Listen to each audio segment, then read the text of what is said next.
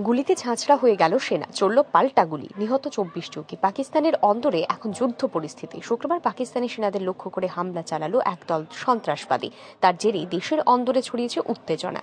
স্থানীয় সংবাদ মাধ্যম সূত্রে খবর, পাকিস্তান অধ্যুষিত বালুচিস্তান এলাকার কালাট জেলায় রাতের টহলদারিতে বেরিয়েছিল একদল পাকিস্তানি সেনা। বরাবরই উত্তেজিত পড়োশী দেশের এই এলাকা, হামেশাই চলে আঘাত প্রত্যাঘাত। বাকি দিনগুলি সেদিনও তাই কড়া নজরদারি চালাতে এলাকা ঘুরে বেড়াচ্ছিল সেনা জওয়ানদের একটি গাড়ি। আর তারপরই ঘটে বিপত্তি।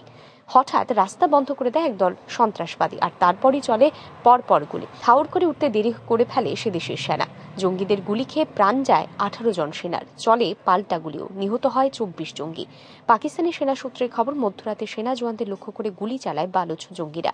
মৃত্যু হয় 18 জনের, খতম করা হয় 24 সন্ত্রাসবাদীকে। তবে পরিস্থিতি এখন নিয়ন্ত্রণে। হামলার দায় স্বীকার করেছে বালুচ লিবারেশন আর্মি।